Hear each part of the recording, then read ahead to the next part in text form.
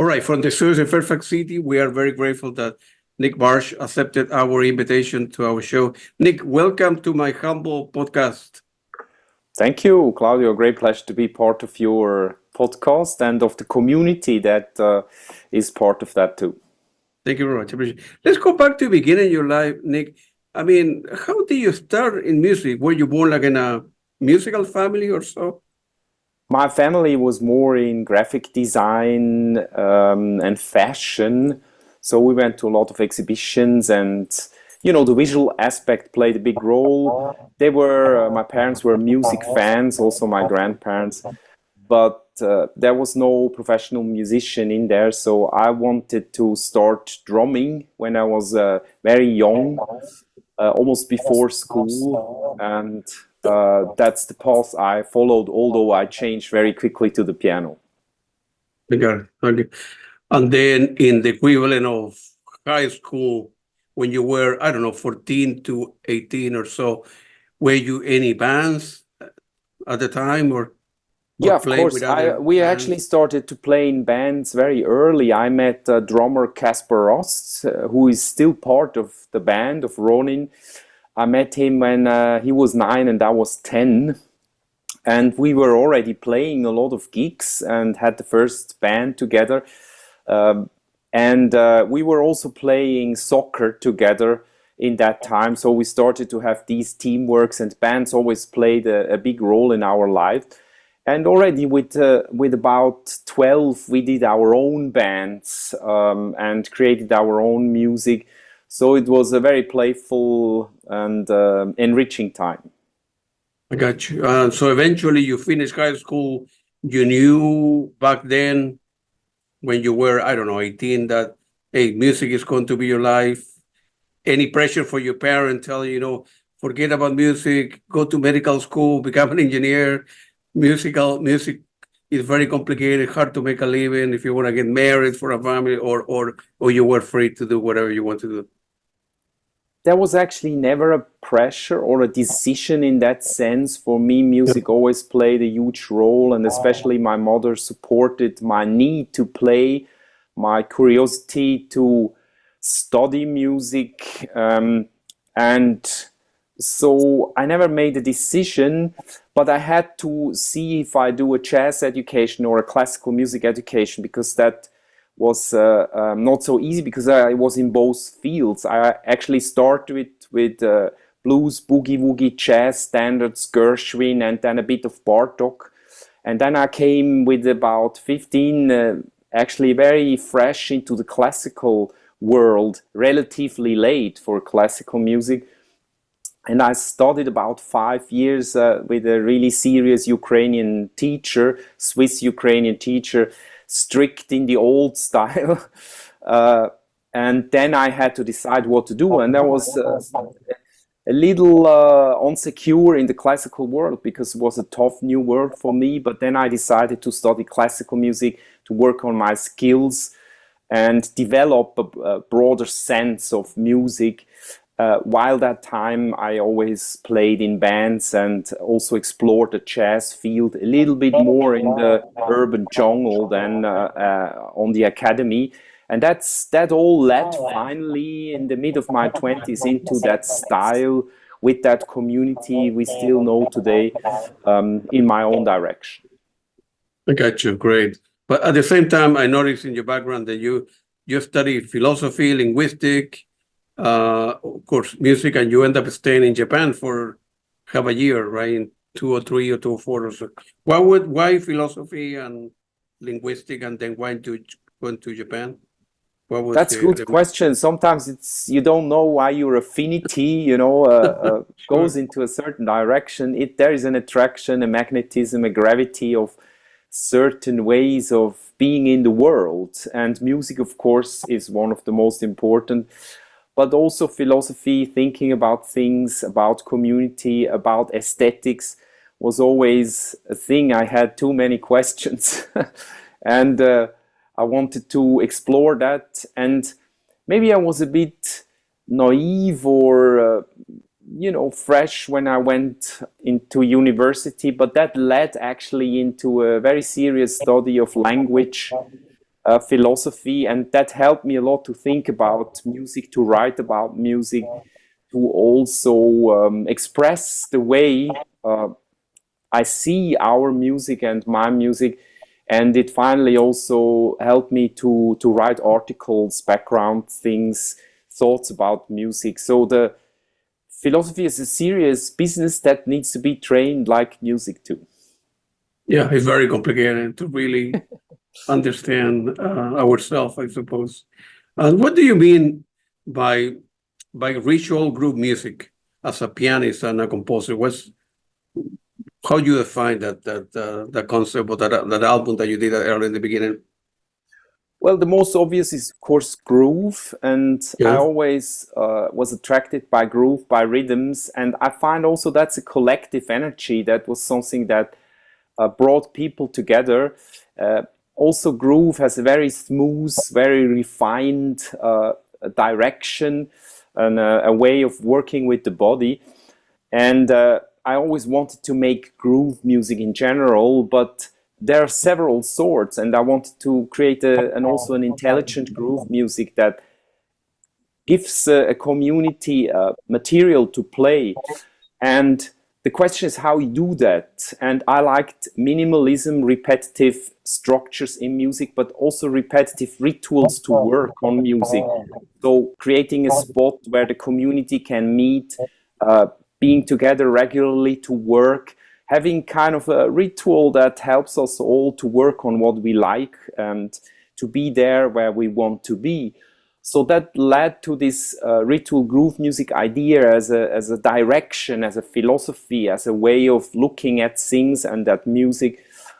And therefore, I wanted to give it a name that is neutral but shows a little bit the energy in what direction we go. Finally, this led to several projects like co-founding a music club, co-founding a regular gig series, co-founding a festival, and co-founding a label and a publishing company in a way that we ritualize all these things, that we can really take care about it and also take responsibility for it, so that our community has a place to work and to live.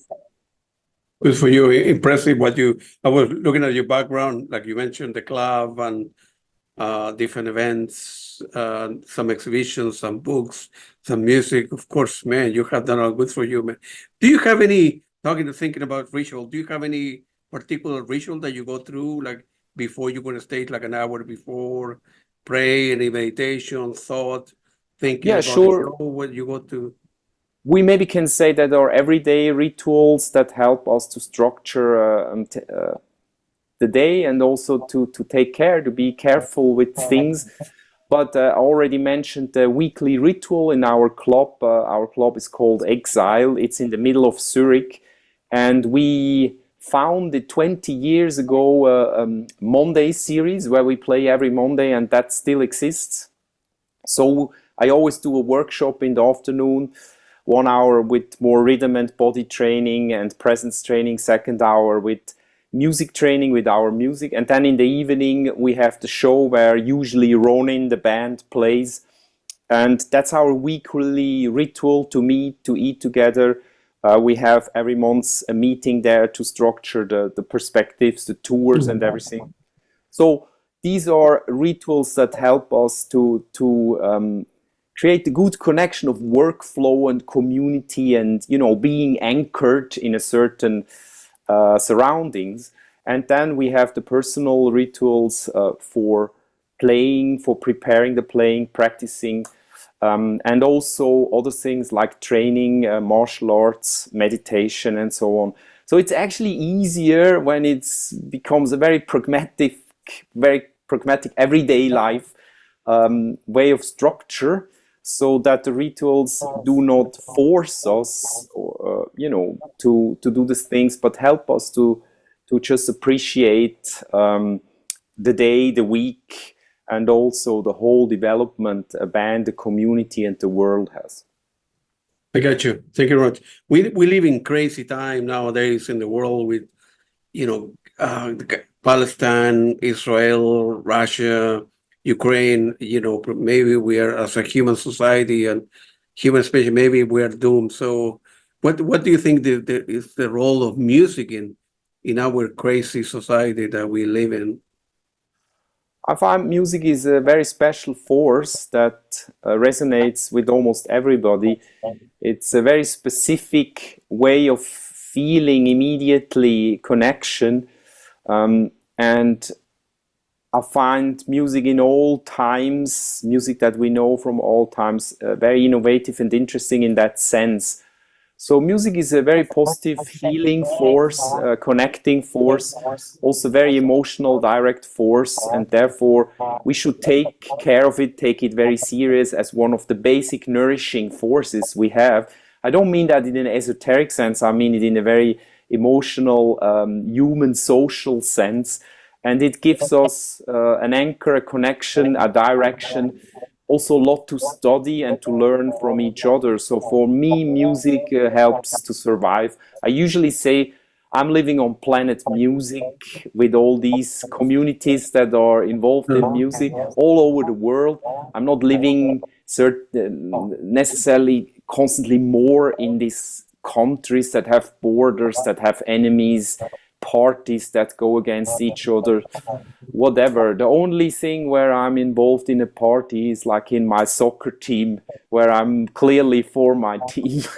But that's a playful way. The rest, I try to live on planet music, which is an open planet, no borders, respect, learning from each other, from all cultures, and also helping each other when we are interested in serious development of quality of understanding of playing music together and creating something together. So in one sense, music is the opposite of war. It's one of the most fragile things that we know. We all know it is so complex to create a concert altogether, audience, organizer, artists, that the concert really creates a high energy and a high quality and is the event for us in that now. So therefore I find music a good teacher for knowing how fragile our existence is. Absolutely. And music and painting and art and museum and books nowadays, people are reading, less and less, and the budgets in high school for music is diminishing and so on and so forth. So it's less opportunity for young kids, and the 14, 15-year-old that to appreciate the value of music. And going to concert also is very expensive. Not everybody, have, $50 the equivalent or yeah, that's why we created a club that also invites like younger people. We have on the weekends special community parties. We do something that the young people start to appreciate band work, live music, feel the energy that you have, like in sports, for example, also. And we are co-responsible to offer that and to say also no to certain developments in our society where we say, we don't necessarily need to be against it. We can just say, I don't need it, I don't like it, here's my alternative. Absolutely. And there is in music, right? Like in my case, I don't play any instrument. I don't know how to read music. But since I was a young kid, I grew up in Chile. And I came to the United States to study. And my father had a lot of music. I mean, a lot of music. So I began listening to music when I was literally a baby, right? And then when I was 14, sort of discovered rock and roll, and I came here. And I don't play an instrument, like I said before, but I go to a lot of concerts. And music has become a very, very important part of my life. I spend a couple hours a day at least listen to music and go to 60 shows a year. The interview, now I'm taking some classes, have to master and remaster, and I'm going to perhaps buy in a recording studio in this year. So there are different angles, right? You don't have to be a musician to appreciate. Exactly. I mean, you mentioned listening. That's the most important thing for musicians, for listeners, for everybody. If Right. you're not capable to listen, actually, then the music does not happen. So we underestimate that also in education. The listening skill is one of the most important for the professional, but also for the community as a whole, because without this, the music cannot happen, cannot expand, cannot connect. No, absolutely. But you have done obviously many solo concerts in the last, I don't know, 10, 15 years. And at the same time, you are part of the band Mobile and running that are very important in your life. What's the balance between, solo work and then playing with the other bands? What do you draw the line, right? For me, it was from the very beginning, when I got more public, very important to have several levels of making music. Actually, the most beautiful thing I think to do in music is playing together. So a band is the organism that I like. It's a very special, fragile organism, socially, musically, aesthetically, but it's the most enriching one. On the other hand, when you play solo, you learn a lot about your own pieces and the relation that the band and yourself in your role in the band have towards each other. So solo playing is very essential to learn more about your own borders, but also how to transcend these and how to come back into the band, that you can differentiate your role, actually. And I find that very important and interesting to do and go on with this, to work on your skills. The band Mobile is an acoustic band, so it's more like in the direction of classical chamber music, although it's the same music. And Roni is more the attacking, like band, festival, club organism. So we try in every of these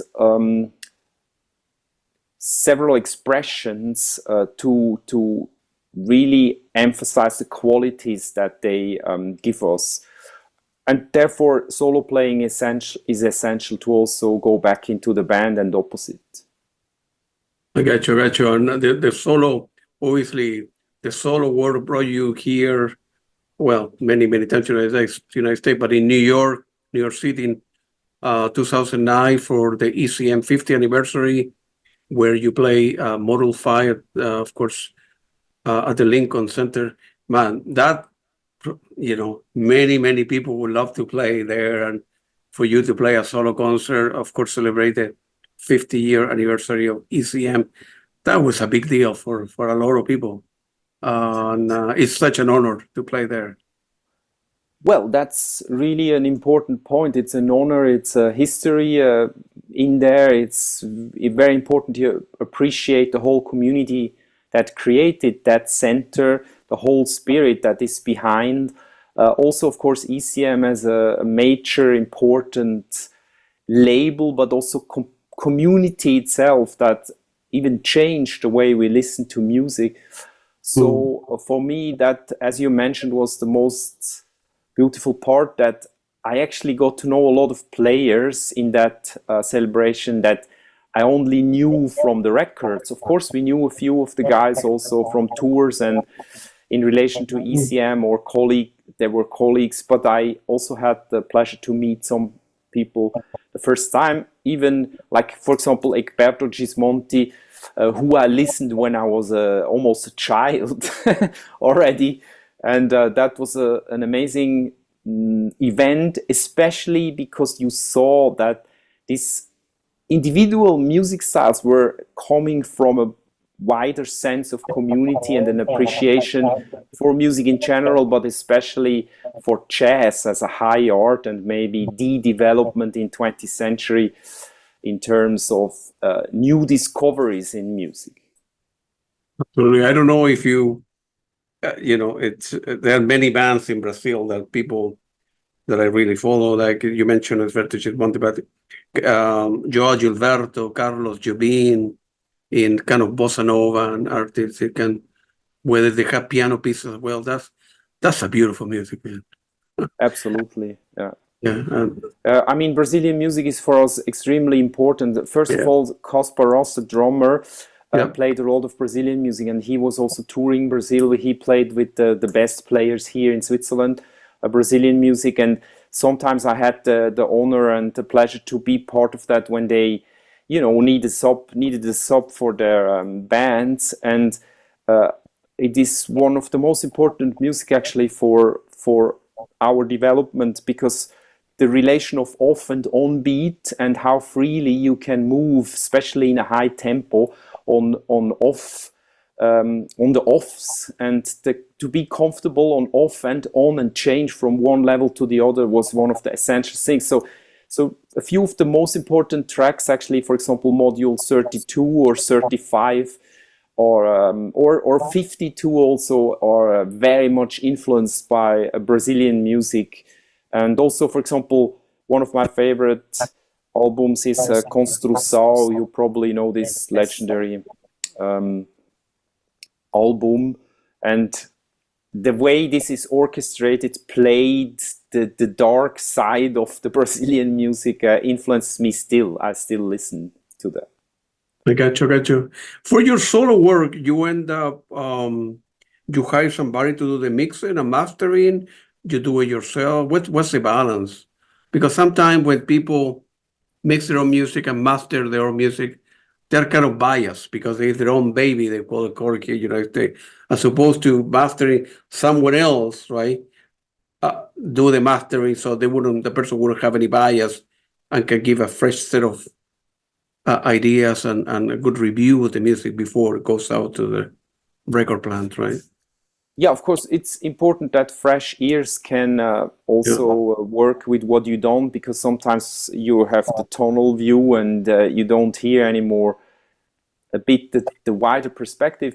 But on the other hand, usually we know what we want and with whom we work, respectively. When we work with these people, they also know it exactly. For example, the first solo record I did myself, also with a very good sound engineer that I trusted and knew, and also the mastering was with a person that I trusted in terms of technical issues. I have my ears, I know how to work, and I wanted to do that in partnership, because a record is usually also a teamwork, like a film, for example, or a theater. And in the later case, the solo record Entendre that came out on ECM, it was of course the same. That is produced by Manfred Eicher and recorded by Stefano Omerio in a recording studio in Switzerland, in Lugano, that we chose carefully. We knew the people. I knew also Stefano, and Manfred, of course, knows exactly what he does. And so there we were, always we go with an adventure spirit into the studio, but we know with whom we work, that the result will be for sure inspiring and on a high quality level. So it's the same, I think. It's a teamwork, and when you trust each other, also in criticizing each other, then the result is usually on a very high level. I get you. Manfred, I don't know his last name, for ECM, that he was well, I think he's still alive. He was a pioneer. I mean, absolutely. Many years he got a vision, and he knew exactly what the type of music he wanted to do, and and he has the really the knowledge also as a player, actually, and therefore as a listener, very much the knowledge about music in general, classical music, jazz, and all in between. And the interesting thing for us was always, then we went to the studio, that he had so much experience. He always kept the beginner's mind, being there the first time, having this fresh mind, hearing the music really now, and giving feedbacks in the studio, very out of this moment of creating something together then.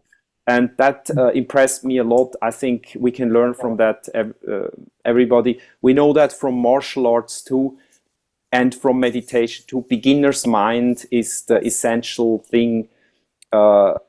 It's maybe the other side of the development towards a mastery, that you always need to keep the beginner's mind. I got you. Talking about martial art, I know that for you, music and movement is very important, and you and your wife practice Aikido, and which is feel free to, for you, what's the music between what Aikido and movement help you and allow you to have a balanced life, and then how that affect in your music when you compose, when your performance life or whatever. As you mentioned, it balances out your life. It confronts your fear. It's a training to understand the connection of mental processes and physical processes, also social processes. Aikido is a non-violent modern Japanese martial art that is based on partnership. So when your opponent attacks literally, or also in your everyday life situation, verbally, for example, you should not get out of balance, but somehow connect. So don't get defensive, but connect to see what we can do together. And as we know, when we have an aggressive opponent, that is the most difficult thing. It's frightening, it's dangerous. You can injure actually both. But Aikido has this philosophy that you train physically, but also mentally, to stay connected, to stay balanced, and to take care about both by knowing, we are both in the same world. We need to fix it together. That's easily said, but Yeah, absolutely. Yeah. especially when you need to train that physically, it gets really tough, and every training is a challenge. So therefore, Yeah. as we mentioned, it's a ritual to go there weekly and train in the group. Also, again, the group as a community. So Aikido helps me a lot. And of course, it's performing. When you're on the mat, you're fighting. That's the reality, you have no time to think. Like when you perform in music, you need to be there, connected with the other musicians, with the audience, with the space. So martial arts helps me to translate that, to mirror this, to learn what happens with my body energies and my mental circumstances when I'm under pressure, how to move smoothly under pressure, how to keep your joy. That's essential for performing. And without Aikido training, I lose a bit, the direct contact. Like I saw once a film about Joe Zawinul, and they showed how he's boxing constantly. And he said also when he stops training boxing, he loses the tempo. He doesn't see the things coming anymore in the performance. And when we know Joe Zawinul's band's history, the way how he played, I can follow that totally. So I find that a very important message, and I try to do it in my way. Yeah. How you manage though, with when in your personal life, when people are arrogant or the tour is late for the gig and the equipment hasn't arrived on time, and whatever, how you manage that? I mean, it's so easy, right? On Aikido, you can do it and you balance back and forth the movement energy of the opponent as a support. But in real life, right, when things affect us, right, you go to a gig and the owner is arrogant or whatever. How you can stay cool and bring I your actually I try to do philosophy? it like on in the performance. I have this three things I can remember on the pressure. So it's like listen, breathe, connect. Listen means what's the situation, not judging, but just checking the situation. What's the energy? Breathe means stay calm, root down, check what is doable, what is realistic in that situation. Listen, breathe, connect means let's solve it together. If I go against the partner, we might have a conflict that escalates. So it does not mean that there is only love, but it means that we need to find a solution, sometimes even for the aggressive person, that we can go on together. Easily said, and as you mentioned on tour, sometimes you're hungry, you're too late, maybe the body hurts. Yeah. There to stay calm is difficult. Sometimes it helps me that I'm not only the band leader and the pianist, composer, but also the tour manager, and I'm responsible for several decisions, and also we as a group try to manage the circumstances, the challenges, that we can really focus on the gig.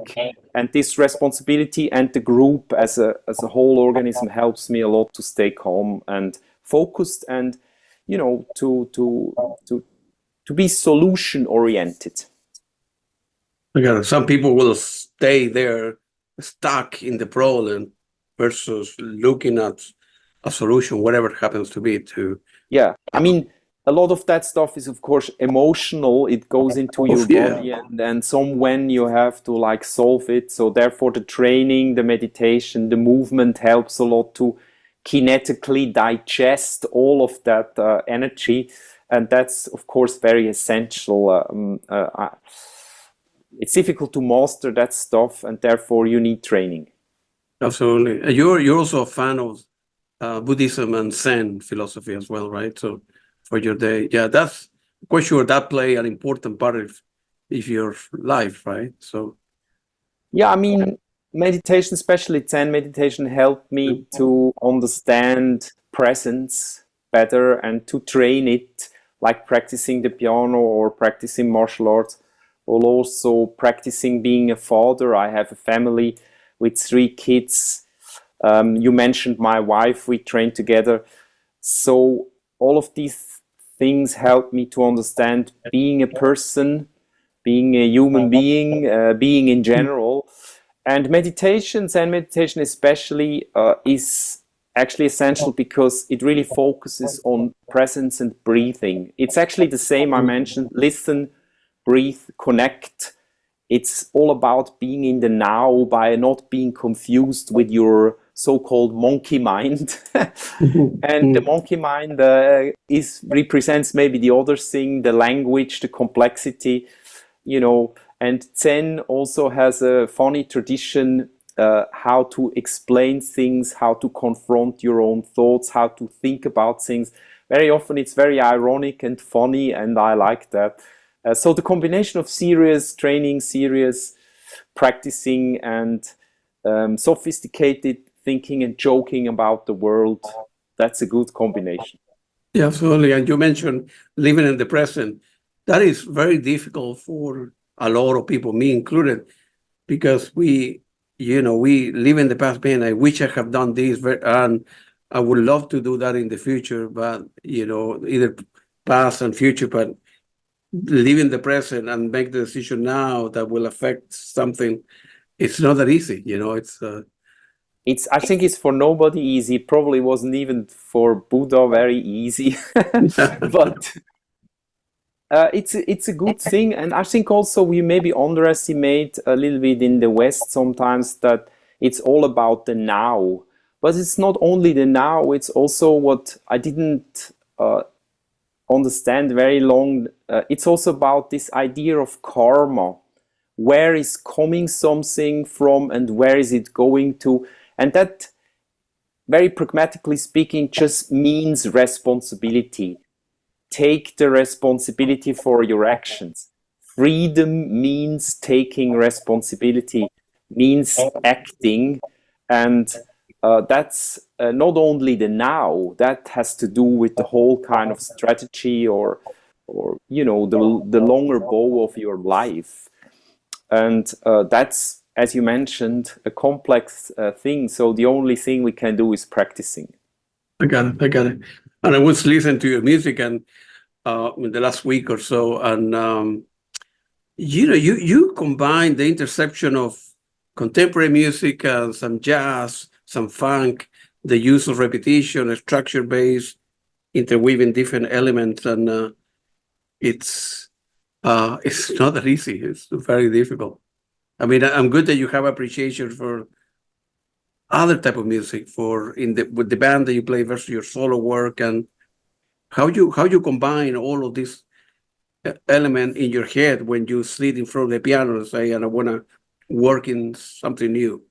That's a very good question also, indeed, because the tendency is that we combine aesthetical science of these different styles so that we hear the styles in combination of the styles. But that was never my or our idea. We just wanted to study different musical and cultural strategies and then create our own way. So we mentioned, for example, Brazilian music with a lot of interesting rhythmic organization on the offbeat, but also not emphasizing the one, but maybe other parts in the beat. We know that from a lot of Latin traditions, also a lot Latin cultures and African cultures. So that for me was always interesting to study how this music was organized and flowing also in the community, more than just copying it, to understand it and to reflect it with other phenomena we know, because offbeat, of course, is a general phenomenon. You know, you find it also in Bach's music. Syncopic stuff is everywhere. But how do you combine it? Cycles 3 against 4 are everywhere. How do we use it? How do we expand it to 7 against 5 against 3, whatever? So that was always the interesting thing. And the complex thing as an artist probably is to digest all these interesting influences and then to create something that has to do with your own personal affinities, with your own capacity. So it's a little bit like these 3 levels. What is personal? What's your identity, your view, your development? What's cultural? What's around you? What's your community, your influences? And what is universal? What do we share actually everywhere? And then how we mix that into a music that has an own message, an own way of being performed and being developed. And that led to that ritual groove music, the way I create pieces that lay between classical interpretation, very versatile, subtle interpretation, and on the other hand, jazz, where improvisation plays a huge role. So I was looking for a third way, and that's what I do mainly with my pieces that are called modules, kind of standards that we can share with the one idea, one interesting dramaturgical idea in it, but that we can adapt to different contexts. Gotcha. How do you manage your time? Because you have written article, books, every Monday to go to a particular club. You go on during the weekend, the soccer and computer music and conference, and now you're going to be touring the United States the next month or so. How you and the family and the kids and so on and so forth. You must be very, very organized, I think. On one hand, organization is not bad to get all that stuff done.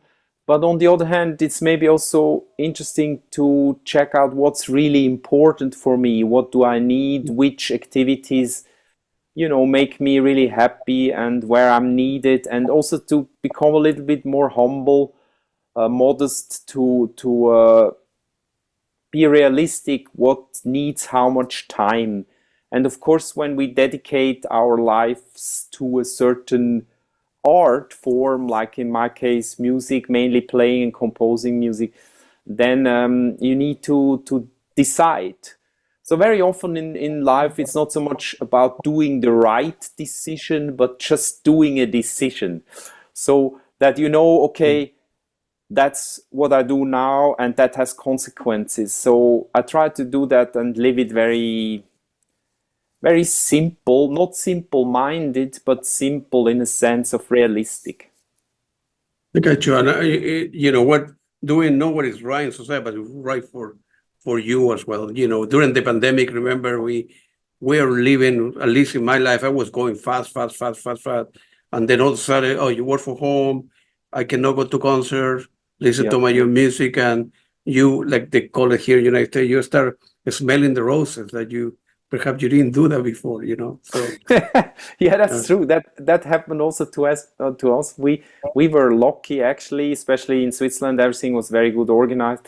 We had also a serious lockdown. We couldn't play anymore. Band work was difficult for almost 3 years. It was a challenging time, but on the other hand, it gave freedom to think, to digest. I took the chance to write my book together with my wife, also called Listening Music Movement Mind, a reflection of the path we did together, but also with the band, a reflection about creativity, and a mirror for people who are creative themselves. And I did the solo record. I didn't want to do a solo record when I was working with the bands because I didn't want to compete the mainly band concerts with solo concerts too much. So I decided very clearly, you can also call it go with the flow, whatever. But Corona gave us the chance, as you mentioned, to stay and to take care about different things. And for us, it was a very good time in that sense, socially also as a family. But of course, people had different circumstances, and we were maybe also lucky. Absolutely, and absolutely, you are a person who I don't think is looking for fame and money. Of course, you need to pay your bills and do all right financially, obviously, but you are not writing music or composing music or touring just to be rich or to be famous in the world. But on the other hand, you have received a lot of awards. You know, the Reisetter keyboard from the Downbeat magazine and the Art Prize of the city of Zurich. So receiving an award from your own city, your own country, that must be very special for a person like yourself, right? Yeah, I mean, I find these things interesting when it comes from the community because sometimes artists have also the tendency to believe in themselves in a way of like, I know that my art is good. But the question is maybe more, is your art also relevant and resonating? And that has to do with the whole community. The feedback of the community is as important as your own expression. And as you mentioned, I don't mean that in a purely commercial sense. I mean it in the sense of like, are people inspired by something? Like I'm inspired by the, I don't know, the music of Thelonious Monk or Lenny Tristan or whatever. Does it count for other people? And also in the reality of a city, for example, Zurich is the biggest city in Switzerland, and the art award is for a person from the whole arts world. It's not only music. So it's not only about your work, it's about what you do in the community, in your city. And therefore, especially this award was for me really a sign also that these things are heard and that they influence younger artists, that we share things and that we go on and that we are a part of society. And as we know also, there are different ideas in society, and it's very important that we fight for our ideas and that they are heard. So this award especially was important. The downbeat, of course, was very important for us, especially because it's not so easy for Europeans to actually appear in the lists because it depends also on touring and having a label like ECM. So for me, these two prizes for piano and keyboards were also an appreciation for being heard, for that people hear and respect also the band. And these are jazz people. I mean, jazz fans, jazz freaks, jazz connoisseurs. And therefore, we are happy to just be part of that community. So therefore, these prizes you mentioned, I think, are valuable science for togetherness in that music world, that part of the music world. Like in general, how difficult, in general terms, how difficult is to make a living as a musician?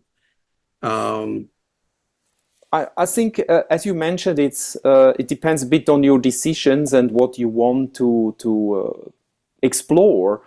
It's complex, it's a challenge, but on the other hand, it's also a business. It's part of the world, and I find the music business a very important part of the general economy. We call it also creative businesses. So very often this is underestimated. We talk more about agriculture, about IT, about huge branches of business in general, but we shouldn't underestimate creative industries, creative business, of which I'm a small part, with the club, with the festivals, with my recordings, with our ways, with scores, with author rights and stuff. with workshops to help people to develop as human beings, not only as professionals. So therefore, I find it important that you also choose that very decisive and say, I'm a part of society, and parts of my work need to be paid in an appropriate way, and therefore I'm happy. But sometimes the challenge is bigger, sometimes a little less. So because I make a slow build up step by step, I think it's sometimes for me maybe a bit easier than for others. But you know, several of our incomes are constantly in danger: concert fees, ticket prices, author rights, streaming services, to just name a few challenges that are not staying like we know them, but they're constantly changing. But you know, when we look back, many of the people who are now very famous, they had also tough times. They were mainly musicians, but also musical entrepreneurs, and needed to find ways to finance their stuff. That's what entrepreneurs in general do. And as long as they are community oriented, I'm fine, and I think I'm part of that. Right. And you're going to be touring in next month here in the United States. And I think as a touring musician, you need like a special type of visa, and you need to pay like a fee. And That's so, true. and it's not that easy. We are not talking about $200, right? It's a big No, amount. So yeah, what? that's maybe a big misunderstanding in modern capitalism or free market, is that Europeans, and from Switzerland, as you mentioned, need work visas in the US, which is the biggest music market. But US musicians do not need visas in the European market. That's not really equality. That's also not okay in terms of having the same chances, you know, to go to your listeners. That's nothing against my colleagues that I appreciate highly, American musicians that we love here, and we also invite them in my club, in our festival, and so on. But on the other side, it's very tough for European musicians to appear in the US market, simply because of the fact of the visas, which on one hand make sense also in several aspects of the business, but on the other hand, it makes it tough for us to appear regularly, to just accept an invitation to fly over and play a concert legally with taxes and everything. But that makes it a little complicated. Also, there are differences in taxes. Actually, in Switzerland, the highest tax of source for a high fee is 17.5%, while in the US it's 30%. So Right. for a musician from outside of the country in the US, it's quite tough to, you know, to do a tour like that. But on the other hand, we are a small country. We are a very rich country. We have support. We have a national arts council kind of institution that also supports tours of artists who are really serious and, you know, do it for several times. So we can apply for that fund that supports a tour in the US. And we know how tough it is in the US with public funding. So I'm not sure finally under the line what's the fairest solution. But we are simply happy that we got the visa, and we also got the 3-year visa, that we can organize the tours easier, that we can come to play and especially share the music, like I mentioned, on planet music, that there is not such a difference between Switzerland, the US, Japan, whatever. We want to share the music, we want to meet our people, we want to exchange, we want to hear other interesting musicians, and we want to explore that together and have a good time together with the music dedicated people. Good for you. I notice in your calendar you're going to Denmark, then you will play some gigs in Zurich, obviously, and Bern and Brussels, and then you go come to this part of the world, Canada and United States. Good for you, man. Good for you. The music, you're very well known here, and a lot of people like your type of music. And good for you that you are taking the risk, assuming all the expensive, and because it's so expensive to get here, you need to calculate. Well, we need to do at least, I don't know, 10 shows, right, in different cities to make it work well, and hopefully we can break even, right? And you're Exactly. so right. You don't want to lose that much It's money. also an investment, but you mentioned it. We Yeah. can also be thankful and happy that everywhere people Yeah. are interested in sharing this, and we do that too. We drive along for seeing interesting artists. We try now, in my position, even to support them to do their shows. For example, we did a bandleader, a fabulous band from Boston. I did the first show of them in Switzerland in my club. So we know that it's tough and we need to support each other, and we appreciate highly that the music finds this resonance and the listeners. And I'm actually also doing the music for that. I need it myself. I need this positive energy of the groove, but also the calmness of the meditation, the minimal aspect. I think that is a contribution to build a confident future. Good for you. Feel free to mention where listener and viewer this podcast can buy your music, and any Bandcamp, your website, where people can buy Yeah, your music. we are everywhere. That's the good thing. Also, the records from ECM are widely distributed. Parts in also vinyl, excellent vinyls, but also, of course, CDs and streaming services and downloads. Also, my own guerrilla label, Ronin Rhythm Records, is everywhere available. We do that very professionally. We share a lot of young artists, and we have a Bandcamp site, of course, too, which is still a very good institution, curated kind of platform that I like. And we also share scores. We share the book I mentioned, Listening, and we recently launched on my YouTube channel a little documentary series about our work. So we have like 6 episodes about the background, about our club, the development over the years. And actually the funny thing is each episode includes a musical conundrum, like a riddle. And when you solve all the conundra from the 6 episodes, you Wow. find the final word, a puzzle that leads to a prize, which is excellent. So we try to take that all with fun and invest and share it, because for us it's important. It's very important. We want the music world to go on to inspire young people to believe in their affinity, their love to music, and to help each other. I got it. And I imagine when you're coming to the United States, you have like a merchandise section where people can buy a T-shirt or a tote bag or CDs or vinyls from you, where you will sign it for the Yes, of crowd, take course. a picture with you at the end, right? So Yeah, we are very happy that we finally can travel again to Canada and the US, and we always take time to meet the people because there are a lot of friends, there are a lot of younger people. We want to share the music, to exchange, to hear, to learn new things, and also to inspire people to go to concerts, but also to visit us maybe in Switzerland in our club, or to even do an own initiative.